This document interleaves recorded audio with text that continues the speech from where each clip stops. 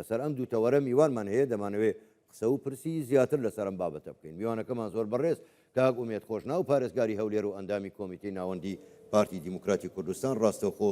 لاستۆ دێژوری هەواڵ لەلامان میوانە کاک ئومێد هیلاکیشن ماندوو نەبن نەزانم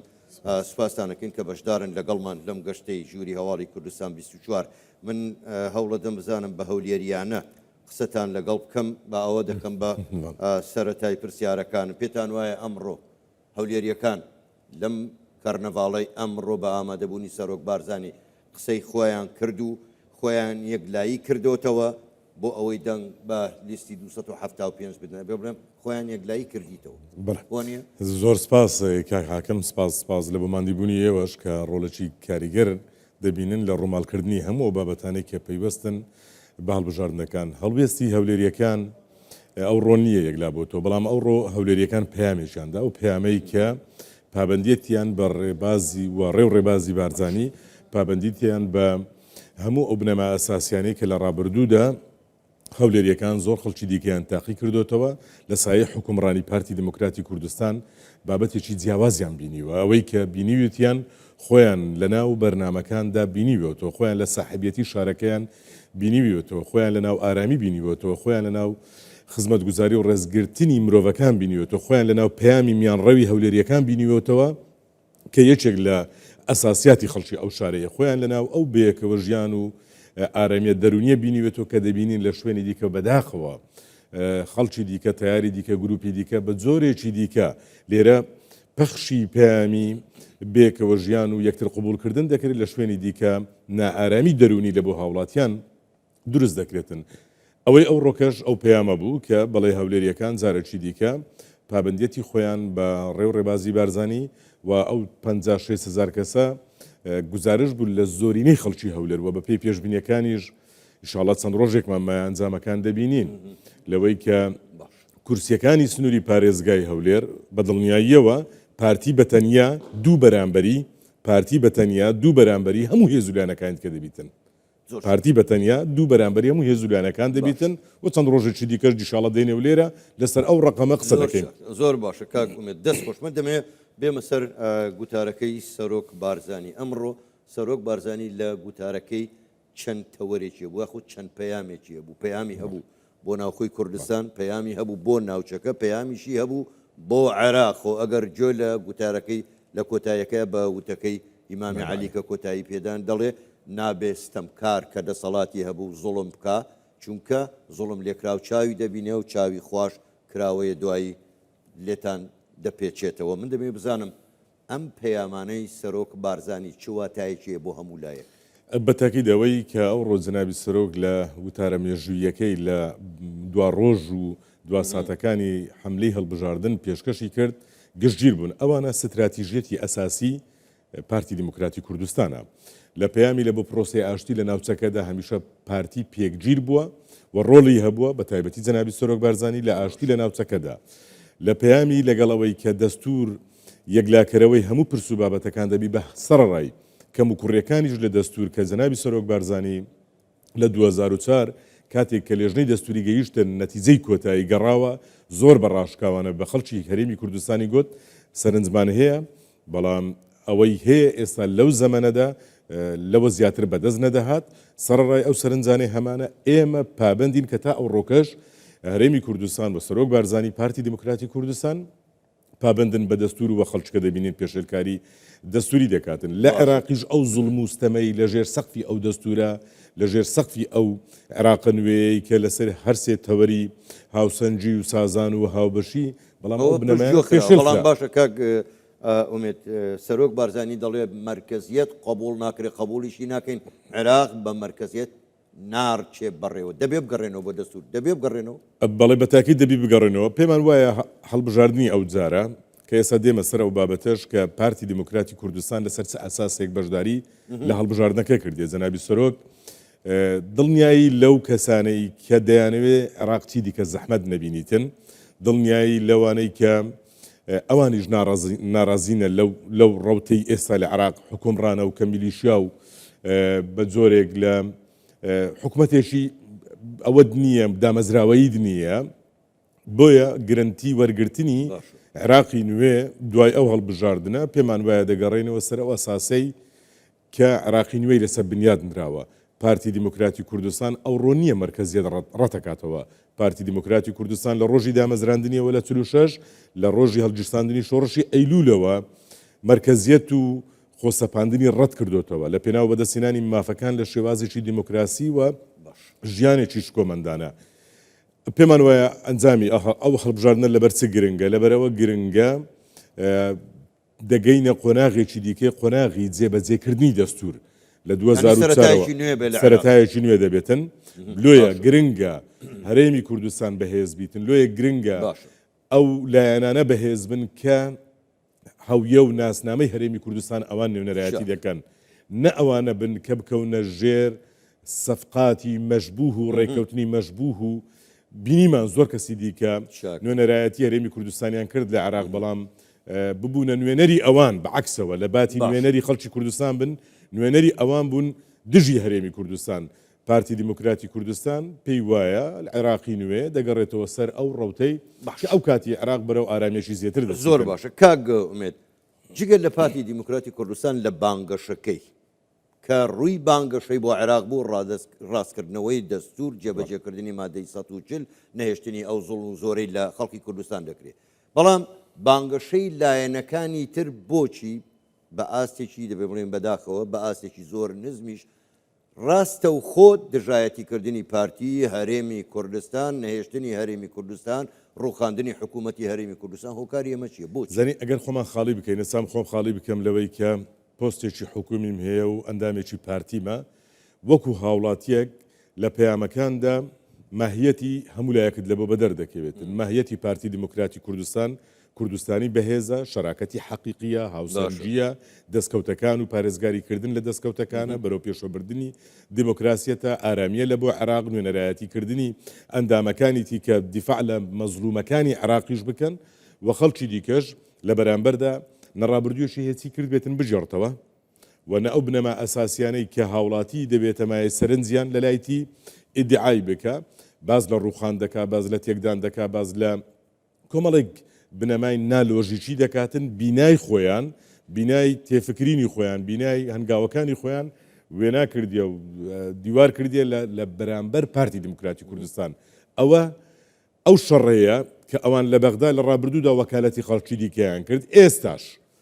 لە عێراقی ببینە هێز و لایەنە سیاسەکان باز لە ئایندە دەکەن، ئەوانە باز لە ڕابردوو دەکەن. ئەو ڕابردووەی کە بنەمایەکی هەیە ئەوان لە ڕابردووشدا لە بەغدا نوێنەرایەتی خەڵکی دیکەیان کردیە دژی هەرێمی کوردستان، ئێستاش بە وەکالەتی ئەوانەوە شەڕ بە پارتی دیموکراتی کوردستان دەفرۆشن. ئاستی بانگەشەکەیان نزم کردوتەوە بۆ نمونە باز لەوە دەکات دەڵێ ئەوانە کە گەڕانەوە لە شاخ بە ئەسپێوە گەڕانەوە. باشە ئەسپەیەکانیش بۆنی شۆڕشیان لێدەهات، ئەوانەی بە ئەسپێ گەڕانەوە خاک بۆنی شۆڕشیان لێدەهات، بەڵام بە ئەسپێ بگەڕێەوەیان بە جلی جاشایەتی بگەڕێەوە، بە ئەسپێ بگەڕێەوەیان بە سەرخۆشی بگەڕێەوە وڵاتەکەت. ئەوە بابەتێکی جەدەلێکی مێژوویە، زۆر کەسی دیکە خۆی بەرامبەری تاقی کردەوە ئەوەندەی بەدەست نهێنا ئاواتەکەی نەهاتە دی. ئەوەی ئێستا دەکرێتن ئەوە هەمووی لە قازانجی نەیاران و ناحەزانی ئەزمموی هەرێمی کوردستانە، بۆیە نابێ ئەوانە لە بەغدا بەهێز بن، چکە ئەوانە بەهێز بن ئایندەمان نادیار دەبێت، دەبێت ئەوانە بەهێز بن کە دیفاعی حقیقی لە هەرێمی کوردستان دەکەن. زۆر باشە کاک ئومێد، با بێنە سەر پرۆژەکانی شاری هەولێر. بە خۆ دەزانی لە سەردەمی بەعز بەڕاستی شاری هەولێر زۆر پشتگوێ خراوە. ئێستا کابینەی نۆ کۆمەڵێک پرۆژەی زۆر گرنگی لە هەولێر ئەنجام داوە. دوو پرۆژە کە لەم چەند ڕۆژی ڕابردوو دەست پێکران بەڕاستی مای دڵخۆشین. یەکێکیان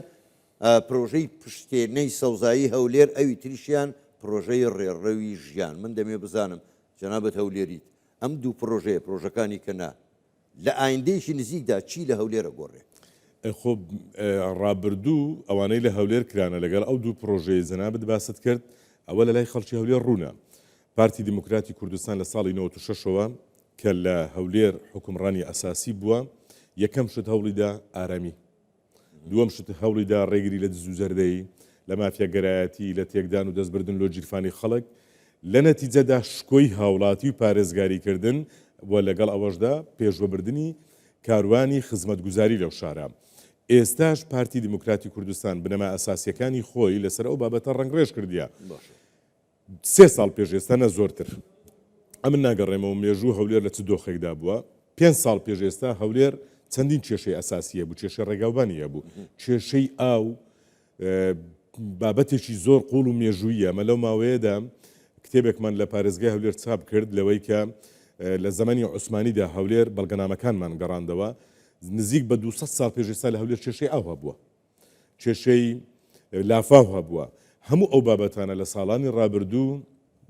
معالەجەی کاتی لێ بۆ نەکرا بابەتی استراتیژی کەی لە چواردەوری هەولێر ئاو هەبووە ئەو بەنداوانەی کە دروست دەبن ئەوە ژیان بەبەر ئەو شارە دەدەن ئەوە شادەماری پارێزگاریکردن لەو شارەنە لە لافاوەوە دابینکردنی ئاوە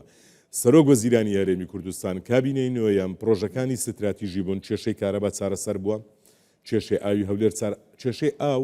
بۆ مێژوو لەو شارە ئێستا ئێمە باز لەوە دەکەین کە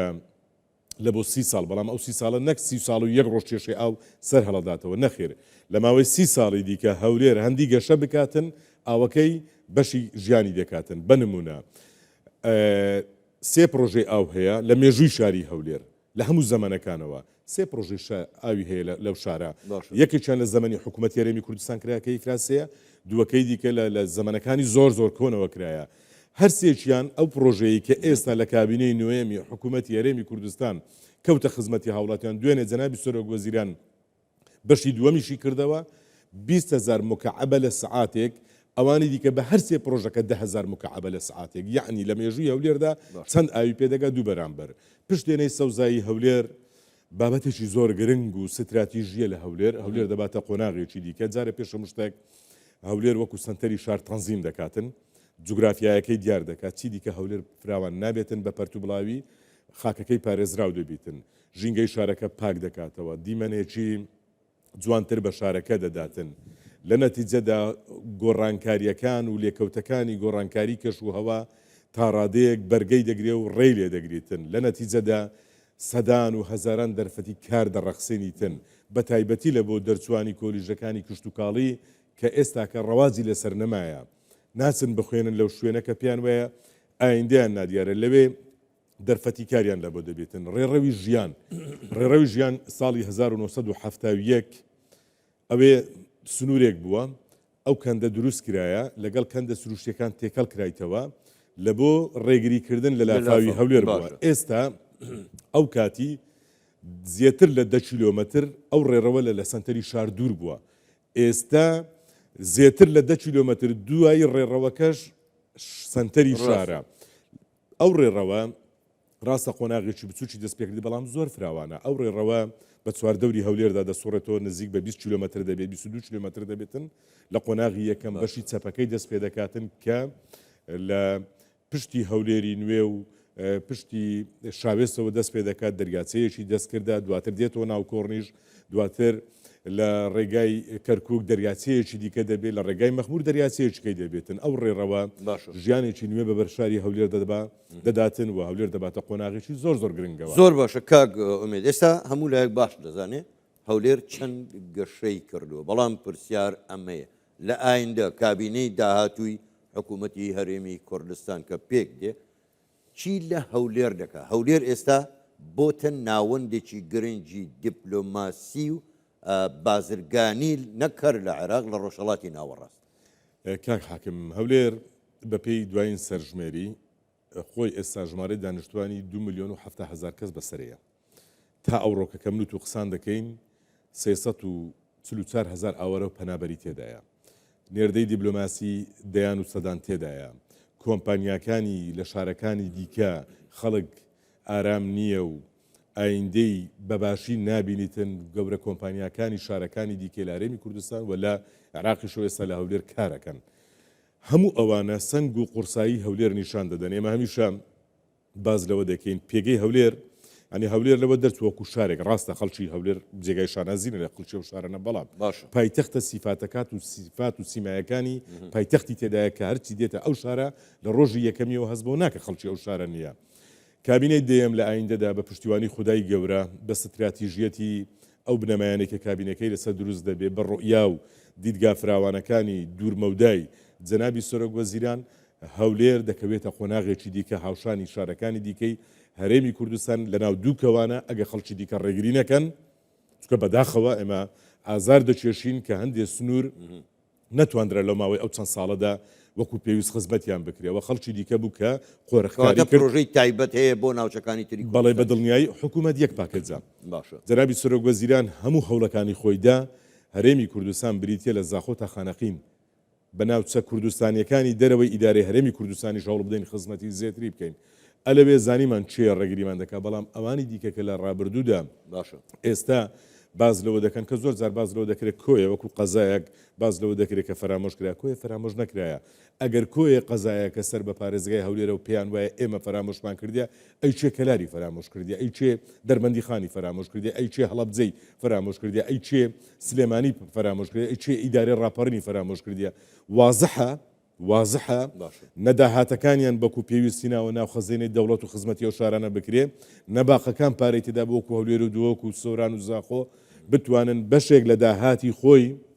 خزمەتی شارەکەی پێ بکرێتن هیوادارین کابینەی داهاتوو بە دڵنیاییەوە یەک پەرلەمانیە یەک لەشکریە یەک حکوومەتیە بتوانین لەو شارانە لەو سنووران خزمەتی زیاتر پێشکەش بکەین. تۆ باسی هەولێرت کرد دەیان نێردەی دیبلۆماسی لە هەولێر هەن ئەمە پێمان ناڵێ ئێستا هەولێر زۆر جیاوازترە لە عێراق ئەمە بەرنامە و استراتیژی گەلی کوردستانە کە دەیەوێت هەنگاو بە هەنگاو بەرەو پێشەوە بڕوا جیاوازەکەی لەگەڵ عێراقەوەی عێراق هیچ کەس ناتوانێت تایدا بە ئازادی بڕوات بێشک ئەوە بەشێکە لە استراتیژیەتی گرنگی حکوومەتی هەرێمی کوردستان کە زۆر جارانە من دوو نمونە باسەکەم یەکەکیان هەر نێردەیەکی دیبلۆماسی 1970 ئەوانەی کە دێن لە هەولێر کارەکەن وەکو سەرکونسڵ کە کارەکانیان تەواو دەبێتن دەبنە سەفیر لە دەوڵەتێک واتە ئەوە گرنگی هەولێر و هەرێمی کوردستان نیشان دەدا ئەوان کەسێکی سیفەت و سەفیر دەینن لێرە وەکو سەفارەت قوسڵیەکان کار دەکەن دوو هەر یەکێک لەو بەڕێزانەی لە نێردەی دیبلۆماسی و ئاژانسەکانی UN کە لە هەولێر دێن کار دەکەن سەرەتا پێیان وایە هاتینەتە ناوچەیەک پێی دەگوترێت ڕۆژهەڵاتی ناوەڕاست لە ناو ڕۆژهەڵاتی ناوەڕاستیشدا هاتوونەتە شوێنێک کار دەکەن پێی دەگوترێت عێراق لە ناو عێراقیشدا هاتینەتە هەرێمێک کە عێراقەکە حکوومەتە ئیتحادیەکە زوڵمی لێ دەکە پێیان وایە ژیان لێرە زۆر خۆش نییە کە دێن زۆر دڵخۆش نینە بەڵام کە دەڕۆن دڵیان لێرە بەزێ دەمینێ بە سەردان و بە گەشت و بە سەیران دێنەوە ئەو ئایندەی کوردستان چۆنە بینی ئایندەی کوردستان ئایندەیەکی زۆر گەشە و بنەما ئەساسیەکانی جەنابی سەرۆک بارزانی و هەوڵ و جوودەکانی سەرۆک بارزانی لە ڕابردوو و پشتیوانی گەلی کوردستان لە پارتی دیموکراتی کوردستان ئایندێکی زۆر گەشتمان لە پێشە زۆر باشە دەست خۆش زۆر بەڕێز ئومێد خۆشنەوە پارێزگاری هەولێر و ئەندامی کۆمیتەی ناوەندی پارتی دیموکراتی کوردستان گەلێک سوپاس بۆ بەشداریکردنتان لەگەڵمان زۆر سپاس.